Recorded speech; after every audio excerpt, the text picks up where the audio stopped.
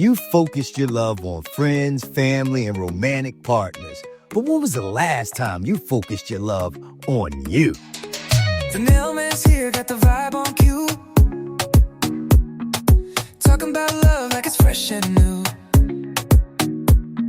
Self-care's the jam, yeah, that's the deal. Love yourself hard, let your heart heal. Make love to you, it's the name of the game. Life's too short to live in shame. Hello, Self-Love Society. Hello, PLUs, and welcome back to Make Love to You, the podcast where you can feel at home, especially on them days when your heart is full, or heavy, or even both. I'm your host, Darnell Davis, and yesterday we wrapped up our final episode in our Roots and Ritual series. Today was supposed to be the start of a new chapter, on-camera interviews, sitting down face-to-face with some special guests, with my friends from all over the world, with PLUs who I deeply admire, to talk about healing and purpose and power and intentional living. But before I could step into any of that, my heart pulled me somewhere else. If you follow me on Instagram or Facebook, then you probably saw the post that I made. This past Saturday marked 1 year since I lost my best friend, Karina. 1 year since depression stole somebody who lit up every room. 1 year since joy and pain showed me that they can live in the same body. 1 year since her husband, her children, her mother, her closest friends were all left to carry both love and loss in the same breath. When I shared those images of Karina smiling, the messages, the condolences, the check-ins, the love, they flooded in, and I appreciate y'all. They cracked something open in me. And through those cracks, I did something I haven't done in many years. I cried, like really cried. Tears I didn't even know I was still holding, not for just what I lost, but for a truth I can't unsee now. Karina had a light that can lift a room, a laugh that can undo sadness without even trying, and still, depression found her, took her silently and without warning. In the quiet storm of my tears, I felt something else rise, something that wouldn't let me move forward without this pause, without saying her name, without speaking this truth. Because if depression can steal somebody like Karina, it can touch anybody. And maybe, just maybe, by sharing this episode, by holding this space, we can help save somebody else. This episode isn't about everything that Karina was, because no one episode could ever do that. It's about what depression hides. It's about what it steals. It's about what we can still do with the love that remains. So if y'all ready, let's get into it. It's hard to explain somebody like Karina. She wasn't just funny. She was silly in the best ways. She didn't just walk in the room. She landed in it, loud, beautiful, full of life. She had that kind of laugh that could undo your whole day and put it back together again. She could roast you, hug you, and heal you all in the same breath. She was light. And if you knew her, you loved her. If you heard her, you remembered her. And still, depression was there. Not loud, not obvious, not easy to name, but it was present. And that's the thing about depression. It doesn't always show up looking sad. Sometimes it looks like the life of the party. Sometimes it sounds like the loudest laugh in the room. Sometimes it says, I'm fine. I know that because I lived it too. After my mother passed away, people would ask me, how are you? And I'd say, I'm fine, even when I wasn't. Even when I was barely holding it together, even when I couldn't get out of bed, even when I was broke, I'd say I'm fine. Because I didn't want to burden anybody, because it felt like the world was moving on and I thought I had to move on too. But I'm fine can mean I'm barely making it. It can mean don't ask. It can mean I'm disappearing right in front of you and I don't know how to stop it. So when I say depression wears many masks, I'm not just talking about her. I'm talking about me. I'm talking about so many of us.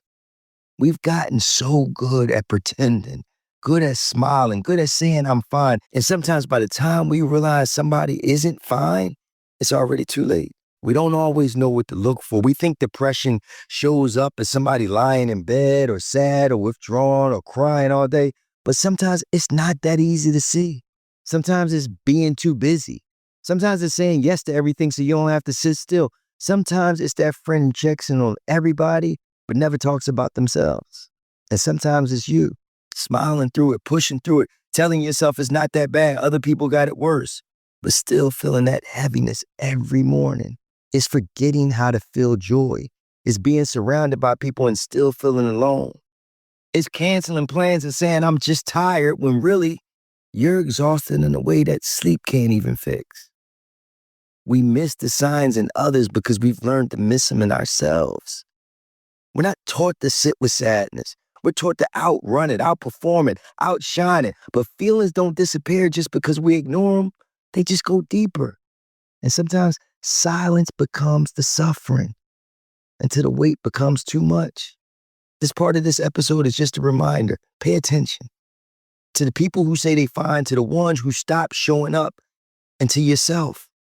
Sometimes the most loving thing you can do is ask again and really mean it. So what do?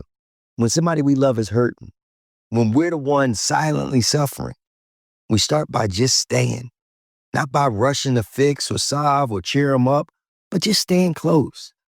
Let them know you don't have to be okay to be loved by me. Sometimes we think we need the perfect words, but most of the time, people just need presence. To know that they're not a burden, to know that their darkness won't scare you away.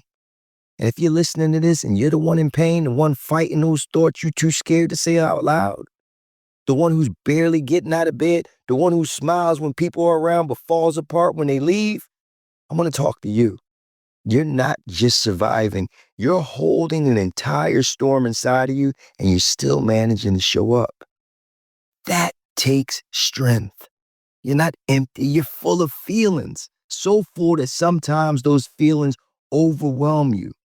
But that means that you still care, that you can still feel, and that means that you're still here. You've probably learned how to protect everybody else before protecting yourself. You carry pain quietly because somewhere along the way you were taught not to be a burden. But you're not a burden. You're evidence of what love looks like when it gets tired. And even if nobody told you this in a long time, hear me right now. You are needed. You haven't failed, and this is not the end. There's nothing weak about what you're going through. You are doing the hardest thing of all, and that's living through it. And maybe you don't know how to ask for help. That's okay. But this is me saying you don't have to carry it alone anymore. Let somebody in. Even if you don't have the words yet, let somebody see you. You don't have to be fixed. You just have to be met. And if you're still here, if you're still listening, that's a miracle already, and I'm proud of you. Listen, today's soul food is simple, but it's sacred. I want you to check on one person. Text them, call them, send them a voice note, not to give advice or solve anything, just to say, you crossed my mind and I wanted you to know I care. That's it. And if you're the one that needs checking in on, your soul food is to let somebody in. Choose one person you trust and send them something small like, hey, today's been hard.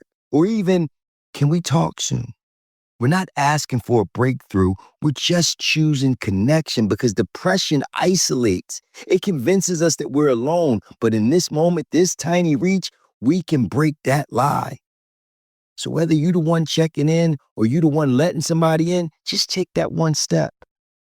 That's your soul food, and that's more than enough. In closing, y'all, if this episode moves something in you, if it cracks something open, then I hope what rushes in next is gentleness.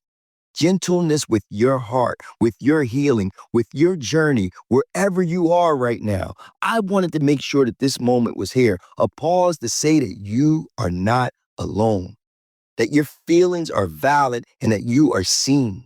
If something in this episode helped you, please pass it on. Reach out to somebody. Be the light in their dark. Because while we can't stop every loss, we can carry one another's pain. And sometimes that's what saves a life.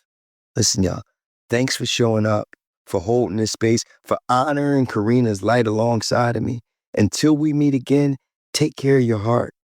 Take care of each other. And as always, make love to you. This is Darnell, and I'll see you tomorrow. Make Love to You is written and produced by Darnell Davis. For speaking engagements, inquiries, or just to stay connected with us on social media, visit our website at darnellspeaking.com.